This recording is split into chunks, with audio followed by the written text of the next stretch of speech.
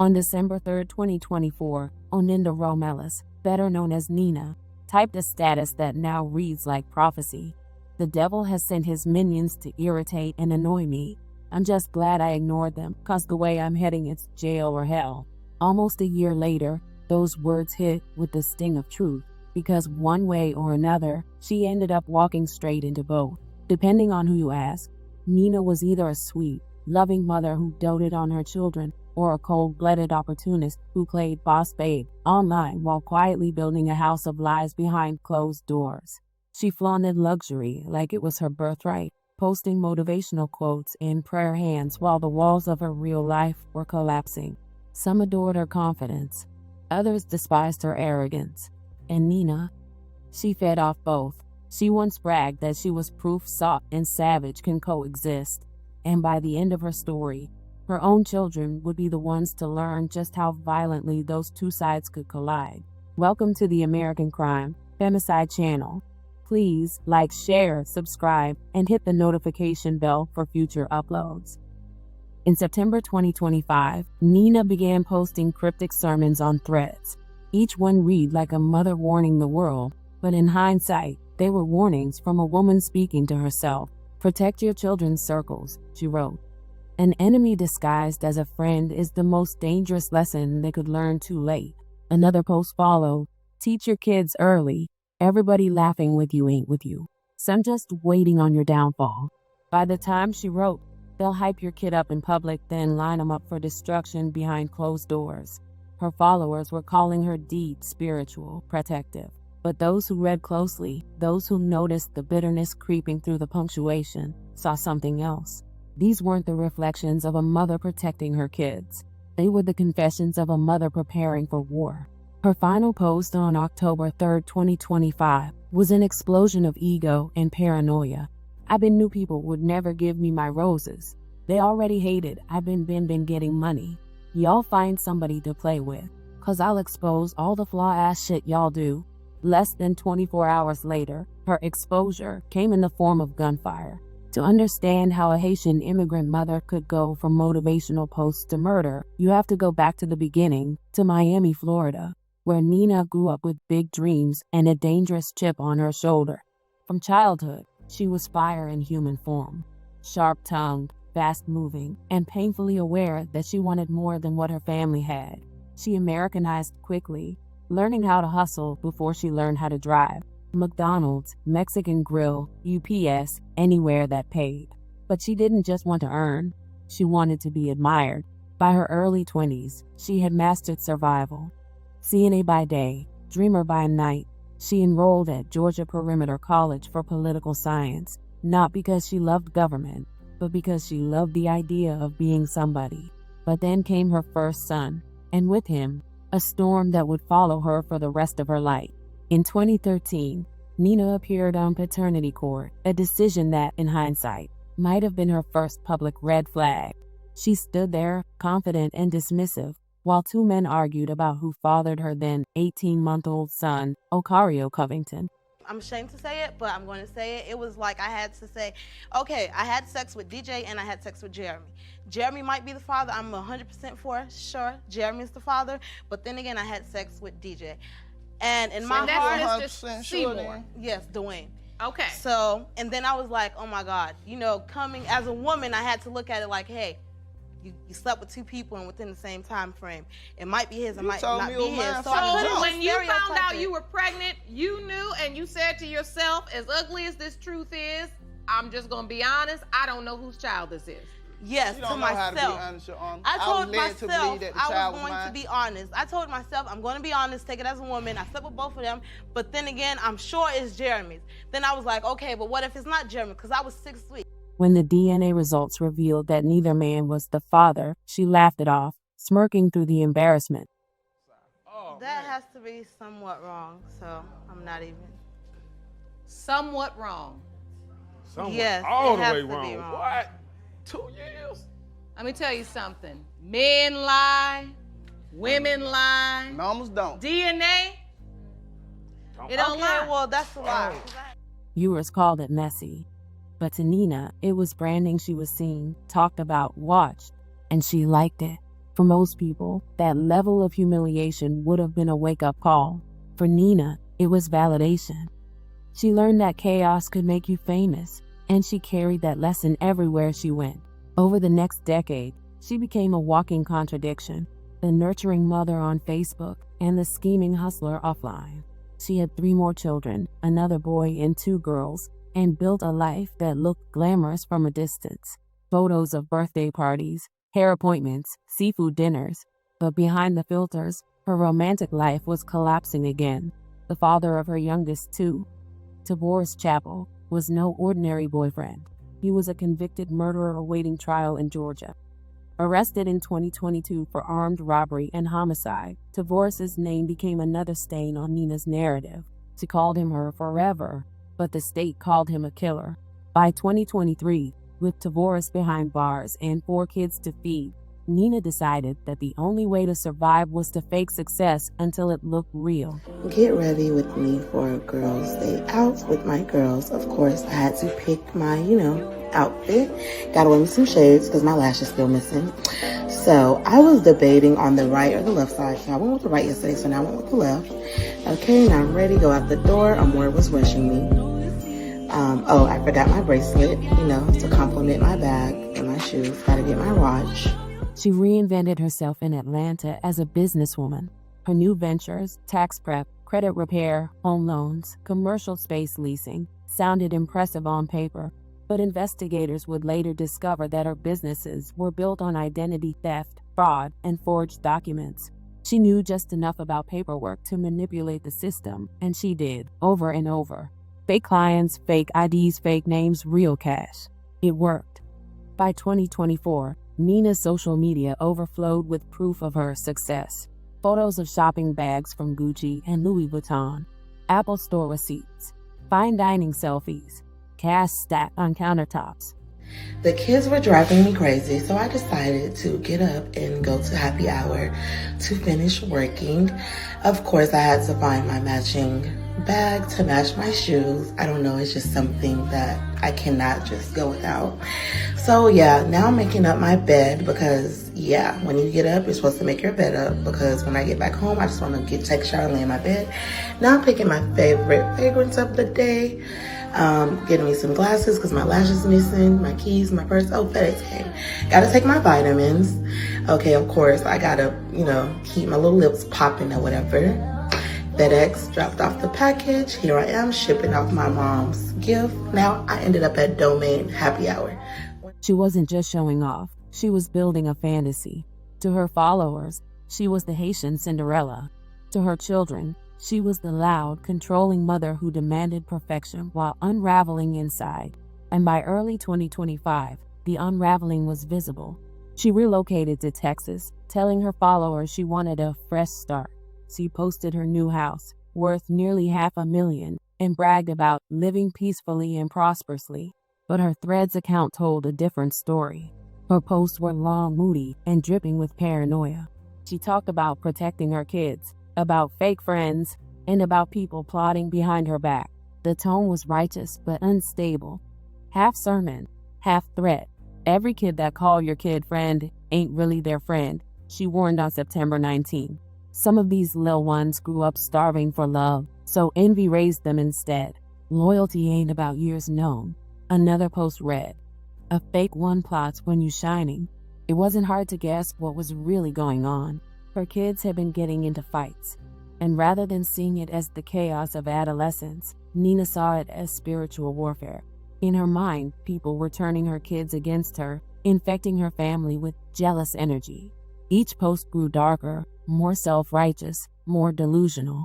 "They'll hype your kid up in public, then line them up for destruction behind closed doors," she wrote. Envy be louder than love when the heart empty. By late September, her paranoia had taken full form. She wasn't just protecting her children, she was preparing to punish the world for how it treated them. Then came the final straw, October 3rd, 2025. Her post that night wasn't motherly or reflective. It was furious, unfiltered, and dripping with ego. "I've been getting money," she wrote. "Y'all find somebody to play with, 'cause I'll really expose all the flaw-ass shit y'all do." Followers thought it was typical Nina bravado, a flex, a clapback, maybe another business rival, but there was no rival, only her demons. And the next morning, she would expose them all. At 4:48 a.m. on October 4th, Nina called 911 from a gas station in Brazoria County, Texas. Deputies rushed to the scene, not knowing what they were walking into. Surveillance footage later showed her calmly pumping gas, phone in hand, her children inside the car. Moments later, they found the unthinkable. The car was still running. All the doors were open. Inside were her 4 children shot. 13-year-old O'Karreo sat slumped in the passenger seat, lifeless. 3-year-old Amourra was dead in the back seat. 8-year-old Kylie Romelus and 9-year-old Traviel Downer were clinging to life. She hadn't just lost control. She'd executed it. When police questioned her, her answers were detached, cold, and delusional. At first she said she couldn't talk. Then she said, "Instead of them doing it to me, I'm going to do it to them." "Do what?" the investigator asked. "Kill them all," Nina said flatly. Then she added, "They're dead to me. They with the devil. You can't take me without me taking you." It was clear whatever storm had been brewing online had finally consumed her. Yesterday, Brazoria County deputies responded to an unthinkable, unimaginable tragedy. This event has shaken our community, and we are all feeling the loss. While this remains an active investigation, I do want to share what details with you that I can at this point. Evidence indicates that the driver of the vehicle identifies as a 31-year-old Oninda Romelus. She's the mother of the 4 children involved. All 4 children have sustained gunshot wounds. Sadly, a 13-year-old boy and a 3-year-old girl did not survive. We are thankful to report that an 8-year-old boy and a 9-year-old girl are now in stable condition. We believe that the evidence shows that this tragedy has occurred inside of the vehicle and that Romelus, the mother of the children, is the shooter. At 4:48 a.m. yesterday, Romelus called the Brazoria County Sheriff's Office. When deputies arrived, they immediately began providing life-saving measures to each children until medical help could arrive. The 2 surviving children were life-flighted into a Houston area hospital where they remain in stable condition. Romelus was later arrested and charged with 2 counts of murder and 2 counts of aggravated assault with a deadly weapon, with a total bond set at $14 million.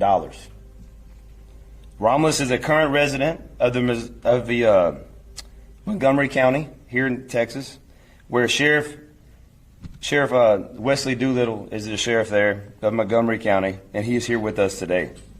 His office has assisted us with investigative tasks that have taken place there in Montgomery County.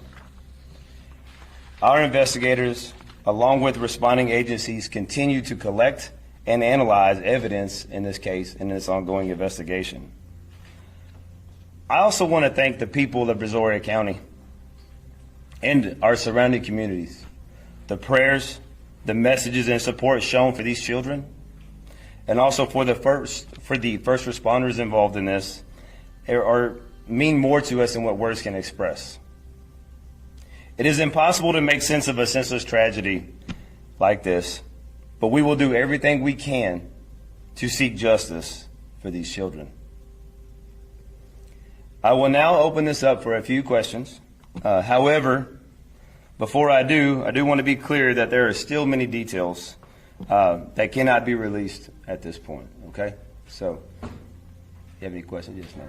J1 with KPRC. I was wondering if you happen to know exactly the location where the shooting took place?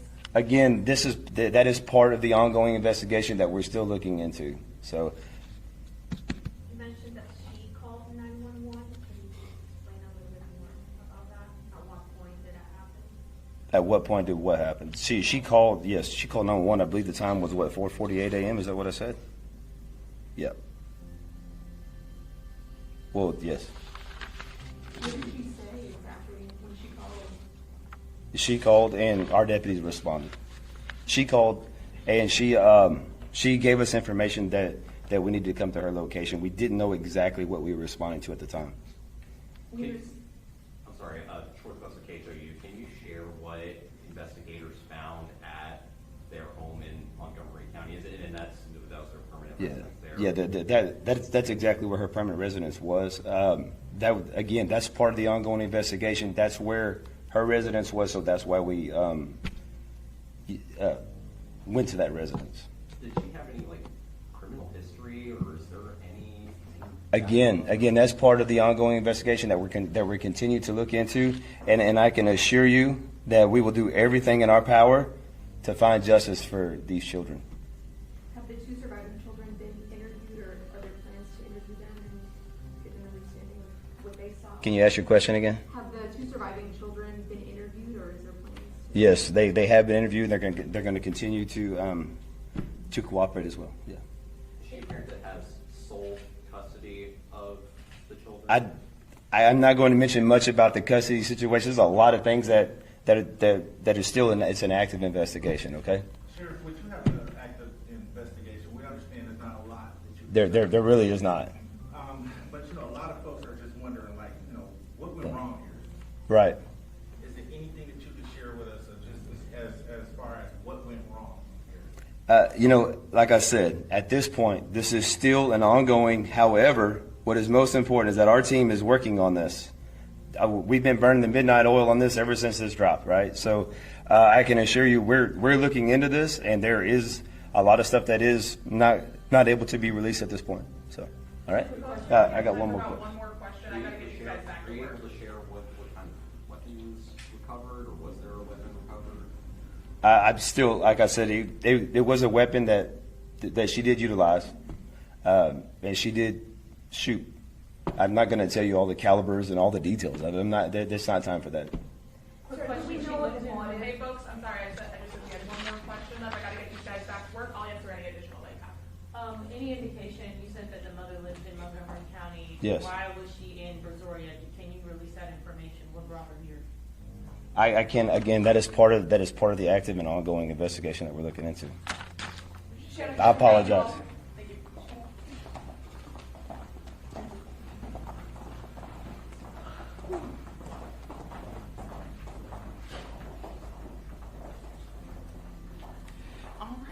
I really appreciate you all coming down here, and I know we're not able to release a lot of information at this point. There's a lot of things that we can't speculate on as part of a criminal matter, but I just really appreciate you being down here. If you'd like, I'd be able to answer any of your questions, and I'll make sure to get that stuff in our release. One question. Yes. What can you share with us today that you didn't know yesterday?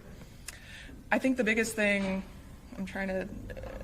that we didn't have information of yesterday was where this event occurred. The sheriff did say it in his statement, but we do know that it did occur inside the vehicle at this point. Again, the specific locations, the specific weapons, that is all something that is still part of that ongoing investigation. I'm trying to think.